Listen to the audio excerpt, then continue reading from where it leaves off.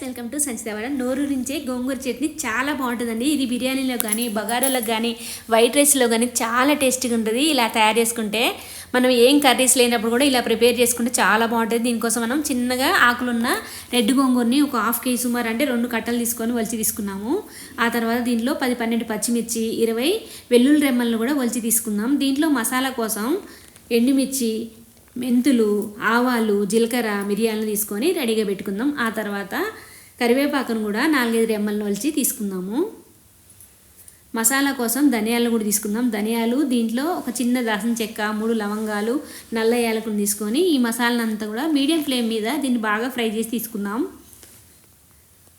స్లోగా ఫ్రై చేసుకోవాలండి. అదేవిధంగా కరివేపాకును కూడా అస్సలు తడి లేకుండా తూడ్చి దీంట్లోనే వేసి ఫ్రై చేసుకుందాం. బాగా హై పెడితే సన్నగా ఉన్న ఈ జీలకర్ర లాంటివి మాడిపోతాయి, జీలకర్ర ఆవాలు. అందుకే మీడియం ఫ్లేమ్లో పెట్టి ఫ్రై చేసుకోవాలి.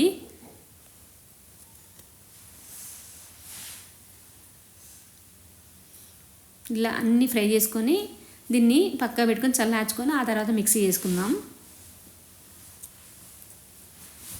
ఇది చల్లగా అయిపోయింది, మిక్సీ చేసుకొని పక్కా పెట్టుకుందాం.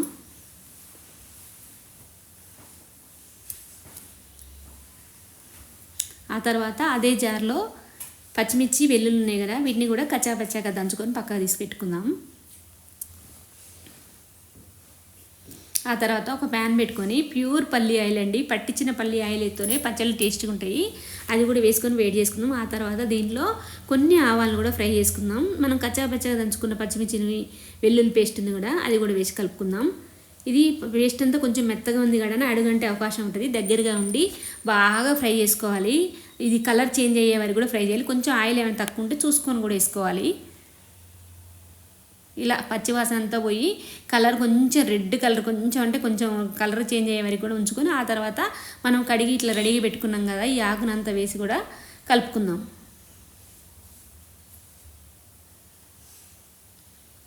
ఈ ఆకు కూడా బాగా మెత్తగా ఉడికిపోవాలండి. ఇది అస్సలు రెమ్మలు కనపడకూడదు, అంత మెత్తగా ఉడకాలి.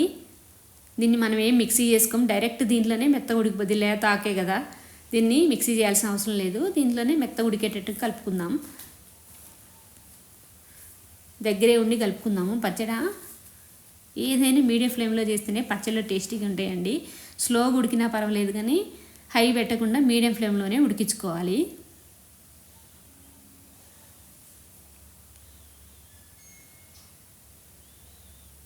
ఇలా ఈ రెమ్మలన్నీ కూడా మెత్తగా ఉడికే వరకు కూడా కలుపుకుంటూ అక్కడే ఉండి కలుపుకోవాలి. ఆ తర్వాత దీనికి సరిపడా సాల్ట్ వేసుకుందాం. ఈ సాల్ట్ వేయటం వల్ల వాటర్ ఫామ్ అవుతాయి కదా, ఆ వాటర్ వల్ల కూడా తొందరగా ఫ్రై అయిపోతుంది ఇదంతా కూడా.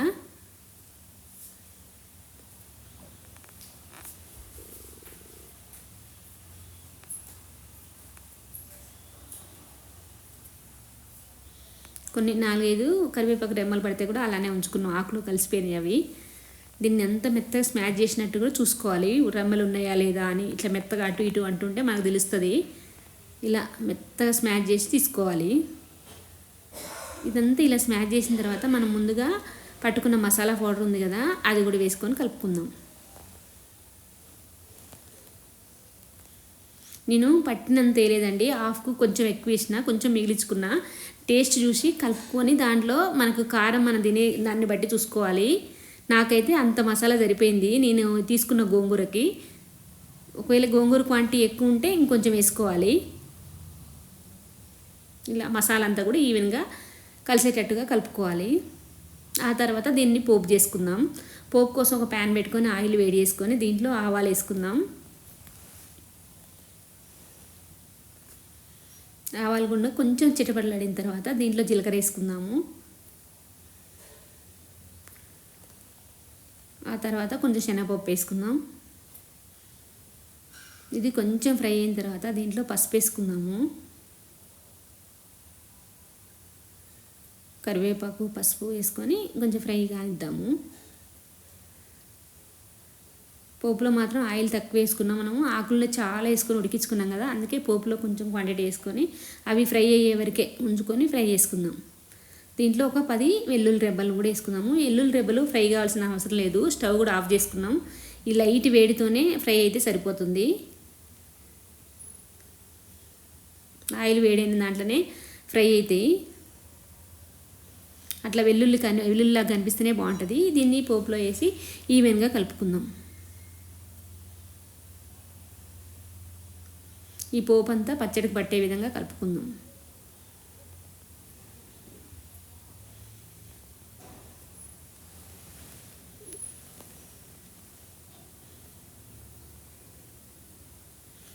ఈ ఒక్క పచ్చడి ఉంటే చాలండి, పిల్లలు మాత్రం పెద్దలైనా ఎవరైనా సరే కడుపు నిండా అన్నం తినగలుగుతారు ఈ పచ్చడితోని. అంత బాగుంటుందండి. వీడియో అని కాదు, మేము టేస్ట్ చూసినాకనే పెట్టినాం. చాలా బాగుంది. టేస్టీ గోంగూర పచ్చడి రెడీ.